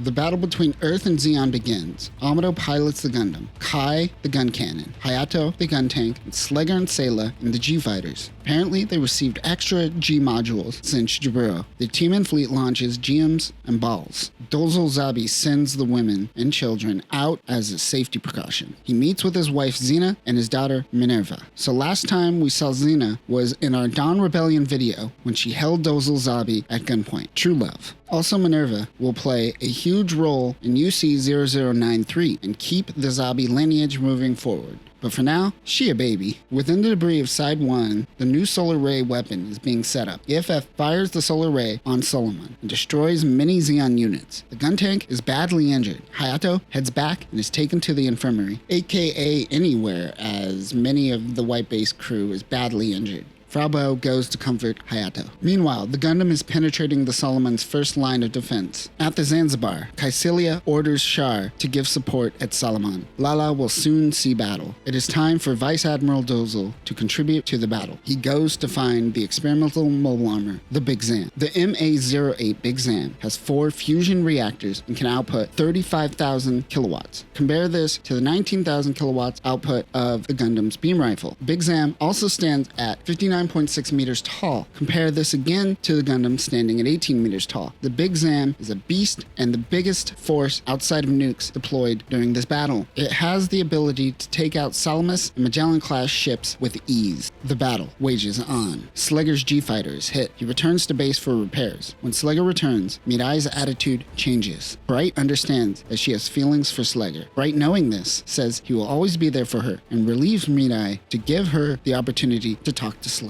Slegger gets down on a burger. Mirai goes to visit him. They comfort each other. Slegger gives Mirai his mother's ring to hold on to in case something happens to him. The ship takes a hit. Mirai bumps into Slegger. They kiss. Slegger returns to battle. Meanwhile, on the battlefield, pew pew pew, pow pow pow. Suddenly, Big Zam comes out of the shadows and does an even bigger pow pow pew pew, killing many gems and balls. Doze Zabi chooses to remain on the battlefield while Zeon flees from Solomon. Amuro spots the Big Zam right as it leaves Solomon and approaches EFF's fleet. At White Base, Mirai returns to manning the helm.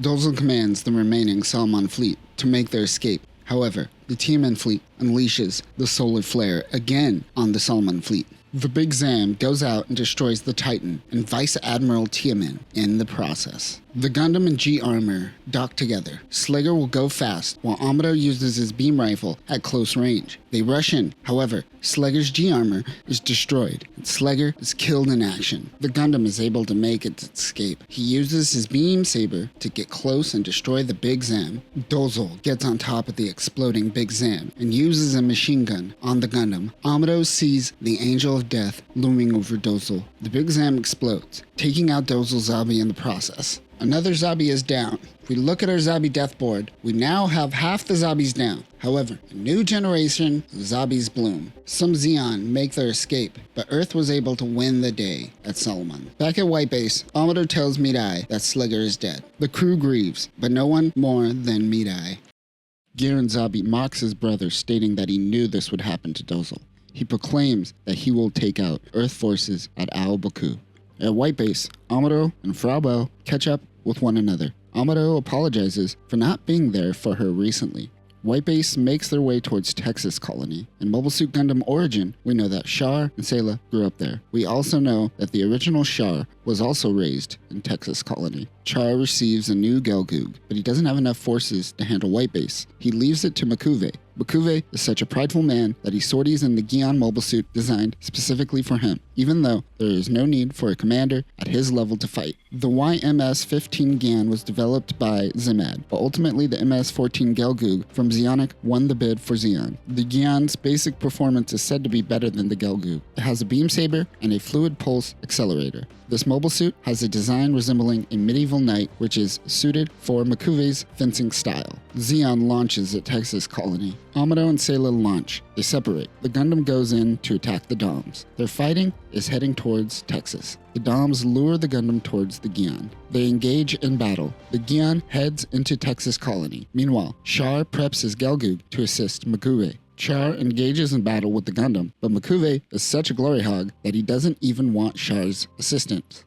Lalah watches from afar. Suddenly, Amuro becomes Anakin for a quick second. Your dirty tricks are no match against Gundam's immense power! Amuro continues dueling the Gion. While dueling, Amuro can feel Lalah speaking to him. He destroys the Gion and kills Makuve. Amuro is confused by the voice in his head, but Amuro and Lalah are somehow connected. Char shields Lalah and tells her to get back to the Zanzibar. Back on White Base, Mirai tells the crew to wait to attack as she can feel that Amuro is still alive. She too is starting to exhibit new type abilities. The Gundam follows the voice of Lalah, but Char attacks from the rear. They engage in battle. Char gives the worst line read in the show thus far. Oh no! He creates a dummy explosion and retreats. The Gundam can't keep up with Amuro, and Char's Gelgoog can't keep up with him. Both are exhibiting new type abilities. Meanwhile, the Zeon forces make their move. Once they do, Sayla launches in the G-Fighter. She takes out a Musai. White Base takes out the remaining forces. Joaquin's Magellan meets up with White Base. White Base enters Texas Colony, while Joaquin remains guard outside. White Base touches down on Texas. They send out a search crew for Amuro. Sayla, on the search team, meets up with Char. He gives Sayla previously on Mobile Suit Gundam, where Degwin took control of Zeon after Daikum's death. Char offers Sayla a lot of money to leave White Base and head to Earth to live a quiet life. After he bails, Sayla finds the downed Gundam. They send out the Gunperry to pick it up. Outside of the colony, Char makes his way back to the Zanzibar and attacks Joaquin's Magellan. White Base makes its way out of the colony, but by the time they return to Joaquin, it was too late. Char destroyed his Magellan-class ship. Back on White Base, Bright confronts Sayla about Char. She tells him about Char being her sister and that none of this information changes her position on White Base. Solomon now serves as a base for Earth Federation forces. They are preparing to put an all-out end to the war. However, they are met with an unknown attack. It is the Elmith, Lalah's mobile armor. The MAN-08 Elmith is a prototype mobile armor equipped with the Psychomu system using brainwaves. The Elmith is equipped with a mega particle cannon and bits. Bits seem to be the precursor to funnels, as they contain thrusters and beam weapons as well. White Base is put on alert. Amuro, Sayla, and Kai launch. When Amuro launches, something calls to him. Amuro goes on a new type acid trip. Lalah also senses Amuro. Zeon retreats for now. Amuro no longer hears the calling. Chalya Bull is meeting with Garma Zabi. It seems that he is a new type. Garma assigns Chalya to Doze Zabi's command. Kycelia wants Chalya Bull to pilot the Elmith, as it seems Kycelia is doubting Char. Chalya Bull goes out in the Browbro as a test. We talked about the Browbro last episode. It also has a Psychomu system. On White Base, Amuro tries to upgrade the Gundam to keep up with him, while Sayla gives Bright Char's money to give to the crew. White Base detects the Browbro. The crew launches. Amuro can sense another new type, but knows it isn't Lalah. The Gundam and Browbro engage in battle. Amuro struggles to get the Gundam to keep up with his movements. The Gundam takes out the Chalya Bull. He won, but he is concerned with the Gundam's abilities. It simply isn't good enough. White Base makes its return to Solomon. Dr. Moss Khan adds a new coat of paint that should make the Gundam move faster. The link between Grenada, Zeon's moon base, and Baoa Qu is Zeon's last line of defense. Mahal, a Zeon colony, is evacuating its 1.5 million residents. Solar panels are being added to the colony. Zeon plans to turn the entire colony into a weapon. This seems to be a bigger version of EFF's solar flare. Degwin Zabi chastises Giran for trying to evacuate its citizens. He plans on using the Zabi dictatorship to enforce Zeon's will. At this moment, Degwin gives a history lesson on Adolf Hitler and tells Giran that he is following in Hitler's footsteps. Unfortunately, Giran doesn't take this as an insult. The Zanzibar approaches a Magellan fleet. The Elmith launches, followed by Char's Gelgoog. The Elmith leads the fleet. She takes out a Magellan with ease. Back at Solomon, Operation Star 1 begins. This is a plan to invade Zeon's homeland. White Base is expected to lead the advance, but they are delayed due to to upgrades. Lalah and Char meet with Kycilia. She wants Char to take command during the battle. She also wants Lalah to be in a proper uniform. Whitebase meets up with the rest of the fleet, which is already in battle. The new upgrades on the Gundam seem to have improved the Gundam greatly. Char and Lalah engage with the Gundam. The Gundam takes out the Gelgoog's arm. Amuro is getting the upper hand on Char, but Lalah gets the upper hand on Amuro. Lalah and Char retreat. Whitebase meets up with the fleet, but they have lost 3 Salamis-class ships in the process. Lalah was able to shoot down 4 vessels in one day and has proven herself to Kycilia. Garma Zabi is ready to use the new solar ray weapon on EFF, but Degwin chooses to go meet up with EFF to negotiate a surrender. Meanwhile, Kycilia lets Char know that she is aware that Char is actually Casaval Rim Daikun. She chooses to ignore his deception, at least until the war is over. Also, she has a weird understanding of playing. At Whitebase, the crew talk about exactly what is a new type. Char lets Lalah know that she has surpassed him. Char gives Lalah a kiss. They prepare for launch. Whitebase crew and Magellan's launch as well. Both fleets engage in battle. Amuro and Lalah also engage in battle. Amuro is able to destroy most of the Elmit's bits. Amuro and Lalah have a psychic conversation with one another. Lalah mentions that they were destined to meet, but she must protect Char. Char makes his way on the battlefield and interrupts Amuro and Lalah. They engage in battle. Char almost takes out Sayla, but realizes that it is Artesia. He misses the G-Sky. Amuro takes out Char's arm. It seems that Char is finally about to be destroyed. The Gundam goes in for the kill, but Lalah pushes Char out of the way, taking on the force of the Gundam's beam saber. Lalah is dead. Amuro is sad that he accidentally killed Lalah. Zeon retreats with only a single Guazine ship. Kycilia is informed that Giran intends to use the solar ray weapon in 30 minutes. Meanwhile, General Revel meets with Degwin Zabi to negotiate a peace treaty. But at that very moment, Giran preps the solar ray. Giran fires the weapon. It attacks General Revel's fleet and Degwin Zabi's Guazine. Both Degwin Zabi and a big chunk of Revel's fleet is now destroyed. The solar ray has reduced half of EFF's forces. Kycilia's men are muttering. It seems they have received a signal of Degwin Zabi's Guazine caught in the blast the solar ray. Kycilia wonders what this could be. On Whitebase, Amuro boosts Whitebase's morale and says that his new type intuition will help guide them through this battle. Unfortunately, this was a lie to keep morale on Whitebase up. New types definitely don't have this strong an intuition, but the crew was on the verge of losing all hope. Hayato goes to comfort Frau Bo.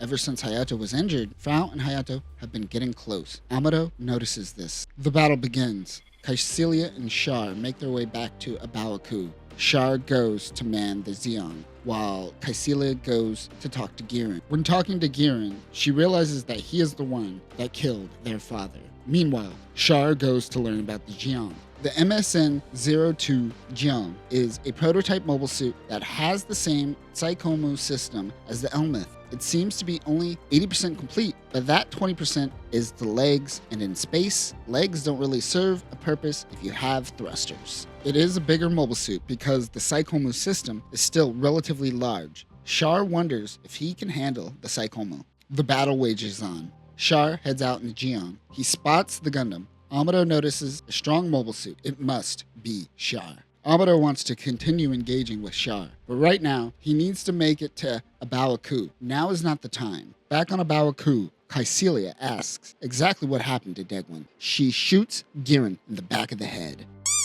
She takes command of Zeon forces. Whitebase fleet pushes forward. Bright and Meat-Eye realize that Zeon is struggling. They could do this. Char goes towards the front line to find Amuro. The Federation makes its way to the surface of Baoa Qu. As Amuro touches down, he spots Char coming right at him. Kycilia is informed that they are resorting to cadets on the battlefield. She is starting to lose power. Also, the Dalaz fleet decided to abandon Baoa Qu. Dalaz is a Giran loyalist and saw Kycilia's decision as a coup. We will hear more about the Dalaz fleet once we reach 0083. For now, he makes his escape. Char and Amuro engage in battle once again. Char is starting to question if he is actually a new type. Kai, Hayato, Sayla, and Whitebase make their way towards the entrance of Baoa Qu. Char is unable to keep up with Amuro. Amuro uses his beam saber to shoot the Jiang in the chest. but the Xiong's cockpit is in the head for some reason. Char makes an emergency escape, but not before getting one more hit off on the Gundam, shooting its head off. Amuro chases Char.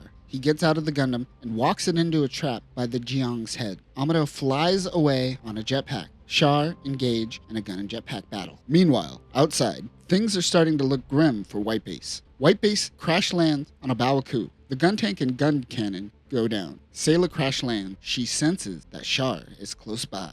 Amuro and Char begin a sword fight. Sayla finds them fighting. She tells the two to stop. Amuro is stabbed in the arm by Char, but Amuro cracks Char's helmet. If it weren't for the helmet, Char would be dead. Both reach out with their new type abilities as well. An explosion stops them from fighting. Char bids farewell to Sayla and makes his way towards the ports. He finds Caecilia's ship about to take off. He gives her a salute and immediately uses a beam cannon on her, destroying Caecilia's face and her ship. Amuro tries to make his way out of a Baoa Qu as it is exploding. He runs back towards the downed Gundam. He launches the bottom half, releasing the core fighter. As he gets into the core fighter, but loses hope, Lalah reaches out to Amuro. She tells him that he has so much potential that he is yet to unlock. Amuro focuses. He uses his new type abilities to psychically speak with Bright, Sayla, and the rest of the crew to abandon ship in an evacuation pod. They make their way off of White Base. As they drift off into space, White Base is finally destroyed. They all wonder where Amuro is. The kids point to the stars. As a Baoa Qu is destroyed, Amuro's core fighter is spotted. He no longer had a hatch on the core fighter, so he used a sheet metal to protect him. He jumps out of the core fighter and lands on the escape pod. Thanks to Lalah, Amuro realizes that he has purpose. Universal Century 0080. War is starting to fade. EFF and the Republic of Zeon finally meet to begin peace negotiation at the lunar city of Granada and signed the Granada Treaty.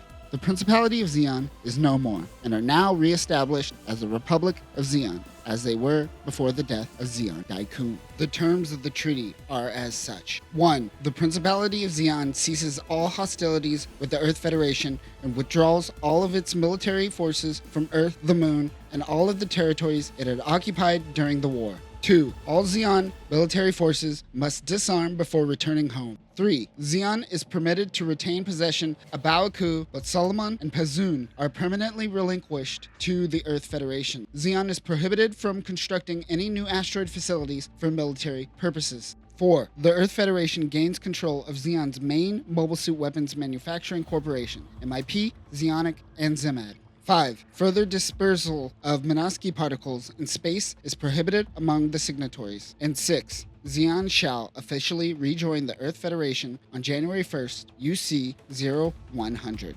Even though war is over, Zeon remnants remain. The two big Zeon remnant factions we will see in the future. One we already talked about is the Dalaz fleet. They will remain hidden around Earth's sphere until they are ready to make their attack again. The other major Zeon remnant is Axis. Axis is an asteroid that was under Zeon control. It is in a remote location, so it wasn't used too much during the 1-year war. However, many fled to this location after Zeon's surrender. Other than these two remnants, there were also many small factions living in rubble and abandoned fleet ships, still not believing that war is over. Because of these remnants, we will see EFF forces once again go to battle. But that will do it for this episode and the original Mobile Suit Gundam UC0079. This is probably the densest year in Gundam lore, but hopefully I was able to help out a little bit. Oh yes, and if we look at our Zabi death board, we now have a complete card. In the future, we will stick around the 1-year war and bring our focus back to Earth as we'll go through Mobile Suit Gundam 8th MS Team. But until then, Newtypes, do not try to bring forth some sort of Neo Zeon, something like that, you know? No, we don't need that. Peace.